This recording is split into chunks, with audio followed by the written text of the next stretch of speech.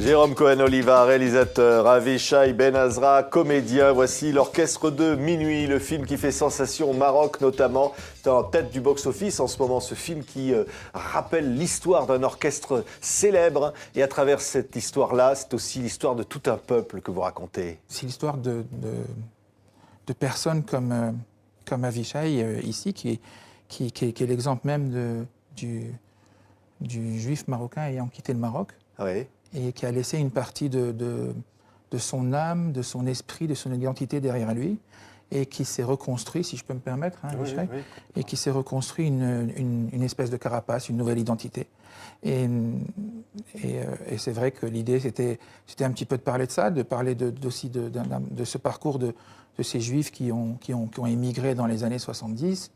Mais l'approche était encore une fois beaucoup plus intimiste pour moi, et c'est vrai qu'on se rend compte avec le temps que, tant mieux d'ailleurs, que le film parle à peut-être un plus grand panel de gens, et que ce syndrome, je dirais, est beaucoup plus répandu que je ne le pensais. C'est l'Orchestre de Minuit, regardez.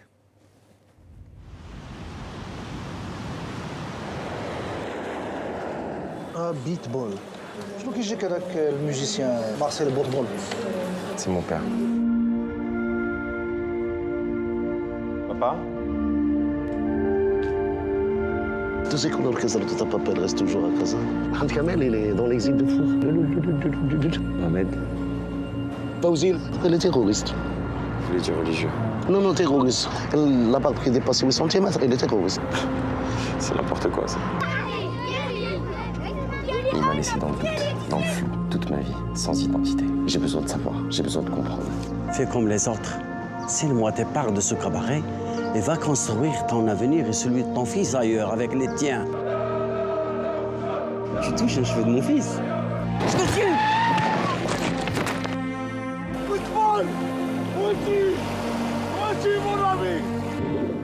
Avishai Ben Azra, c'est un rôle important pour vous.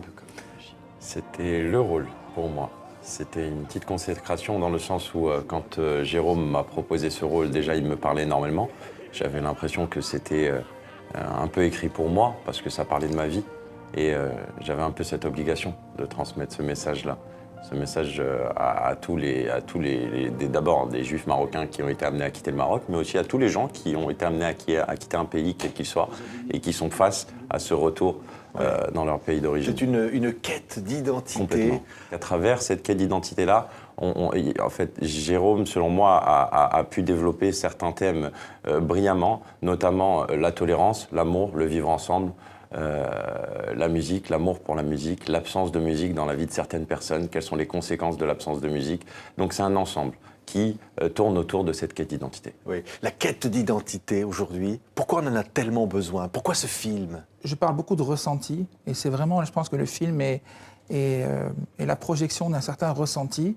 Personnellement, pour moi, c'était un peu une croisée des chemins. J'ai vécu aux États-Unis une grande partie de ma vie, et donc en revenant au Maroc, j'ai senti, je ne comptais pas du tout le faire, mais j'ai senti à un moment un besoin justement de parler d'identité. Donc, quand on parle d'identité, c'est pas quelque chose de palpable, c'est quelque chose de beaucoup plus aérien, de beaucoup plus, à la limite presque ésotérique, pour moi en tout cas.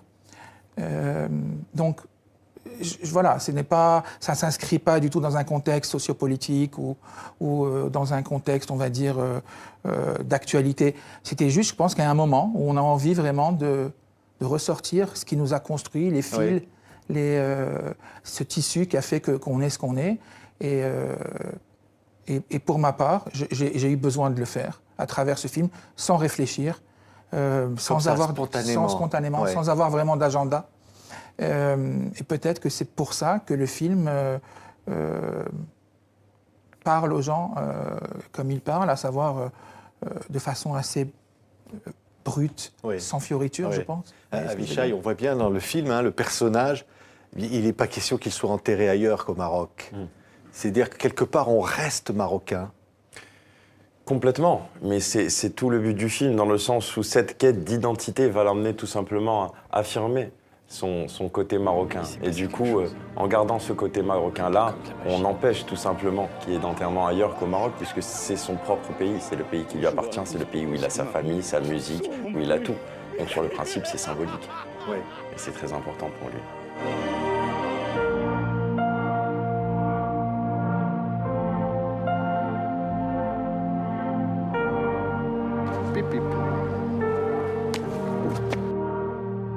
Jérôme Cohen-Olivar, il y a véritablement quelque chose de tout un peuple, je disais, à travers cette histoire-là. Il s'est passé quelque chose.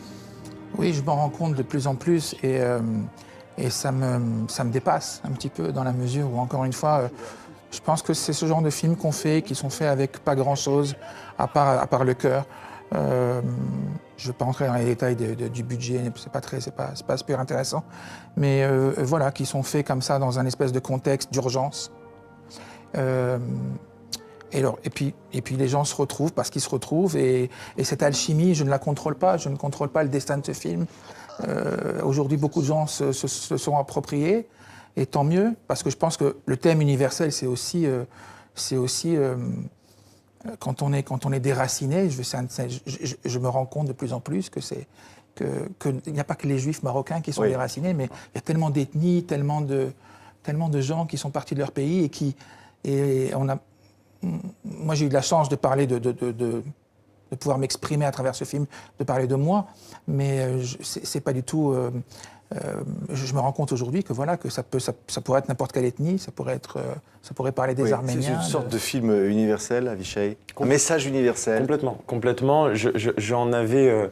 On va dire que je n'avais pas ressenti l'importance de ce message-là qu'après le moment de l'avoir tourné et surtout après avoir vu le ressenti. C'est-à-dire après avoir été par exemple aux États-Unis récemment pour un festival à Atlanta où j'ai pu voir donc le ressenti des gens et que certaines personnes pouvaient s'identifier tout simplement à cette quête d'identité, à ce personnage-là ayant quitté d'autres pays que le Maroc. Donc sur le principe, ça ne s'adresse pas forcément qu'aux Marocains, ça s'adresse à toutes les personnes qui subissent cette déchirure, quelle qu'elle soit, qui serait due donc à un départ forcé de leur pays généralement. Et du coup, voilà, toutes ces personnes-là qui sont soumises à un retour ou pas, parfois tout simplement le fait de se sentir étranger dans son propre pays, c'est là qu'est toute la force de ce scénario, selon moi, de cette quête d'identité. Et c'est là qu'on retrouve cette puissance-là.